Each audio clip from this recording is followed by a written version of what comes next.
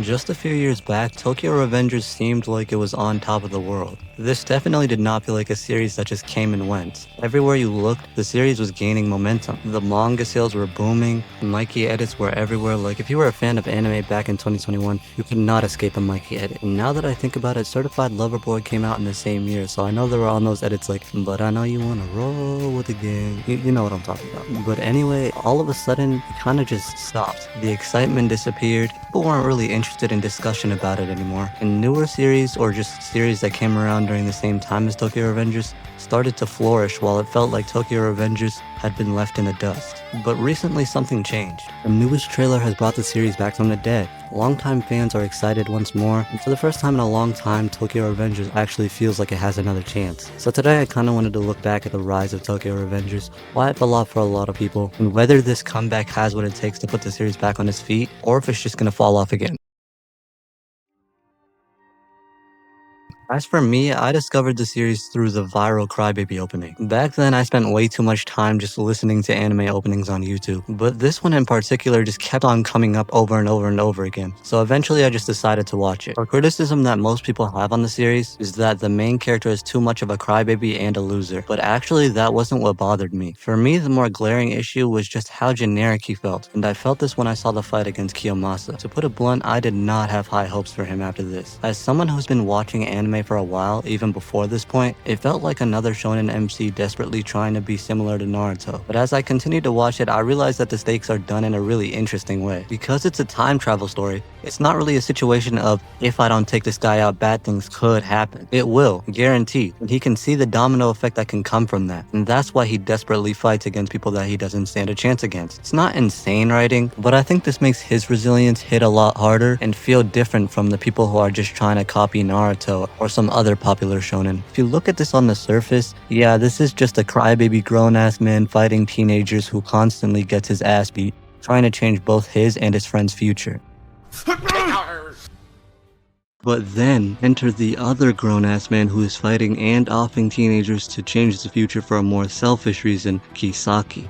This show would not be nearly as entertaining as it is if Kisaki was not around. Kind of a random thought, but I really like how Kisaki goes around calling Takemichi a hero, or how he name drops the event that's gonna happen, because yeah, nobody else is gonna understand what he means. May as well just tell him what's about to go down. I think the rivalry between both of these time travelers is where the show really shines. Like, a lot of the backstories and character moments are done really well, and I would never hate on the pure taijutsu in the fights, but if I had to choose one element that made the show what it is, it would definitely be this rivalry. Kisaki is the obstacle for the entire series. Every time that Takemichi thinks he's done enough to fix the timeline and save everybody, there's always something that Kisaki does to screw it over. And I really like that feeling of hopelessness that he gets from it, especially when Naoto dies. When he dies, it's like, this is the final chance. There's no going back. There's no more cheesing everybody, just redoing the same stuff over and over again. It's like, I have to do this now, or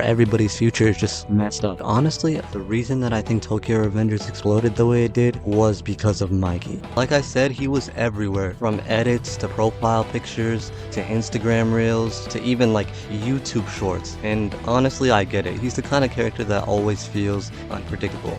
The thing that I like about him personally is how you can see that the series is constantly kicking him while he's down. His friend Baji dies, his brother dies, his sister dies, Ah is in jail, Draken ends up on death row. Like, every single thing is just showing him why he shouldn't tolerate it anymore. And I really like that. But to be honest, I don't think Mikey by himself would have made this series blow up. The timing was perfect as well. Tokyo Revengers came during a time where people were watching series weekly. I personally was watching My Hero weekly at the time. And I also think one of the reasons it blew up was just because of how easy it was to binge. They're really good at leaving the episodes on like kind of a cliffhanger, and it becomes really tempting to watch the next episode even though you know you shouldn't, like if you have something to do or whatever. But alright, there is an elephant in the room. Up until now, I've just kind of been talking about what I do enjoy about the series. But the fact of the matter is, all great things must come to an end, and Tokyo Revengers was no different.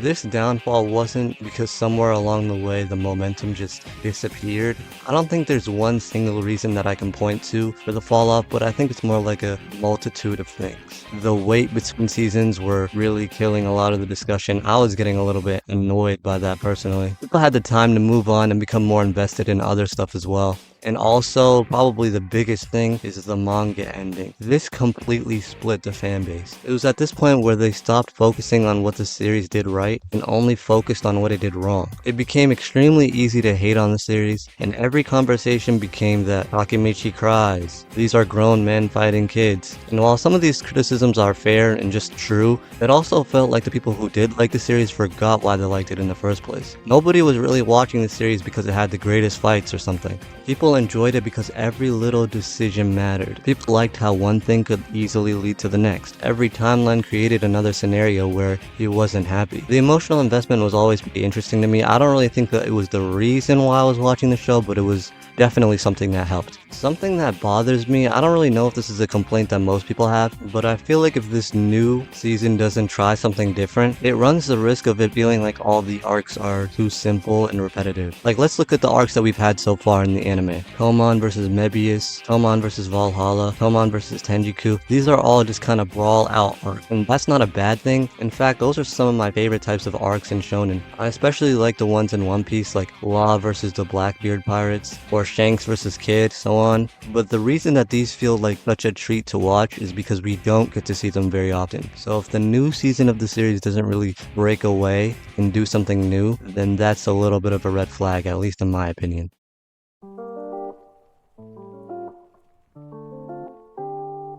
When the newest trailer dropped, something kinda funny happened. For the first time in a long time, people sounded excited again. I started seeing a lot more discussion, people remembering moments they'd forgotten about, and it kinda reminded me just how much goodwill the series had actually built during its runtime. The question now isn't really whether Tokyo Revengers was ever popular. I think most of us already know the answer to that. The real question is whether it can become popular again. And honestly, I think it has a better chance than people give it credit for. I didn't do too much research on this because I didn't want to get spoiled, but according to the general consensus, it seems like a lot of the biggest arcs are still ahead, and if that is the case, it can only be a good thing. Fans who drop the series have a reason to come back. New fans don't have to wait years between arcs like the original audience did, and the series has another opportunity to remind people why it became such a popular thing in the first place. Now, will it ever reach the level that it had back in 2021? Probably not, but I also don't think Tokyo Revengers deserves to be remembered as that one anime with the crybaby protagonist either. It's a pretty flawed series, it's pretty messy too.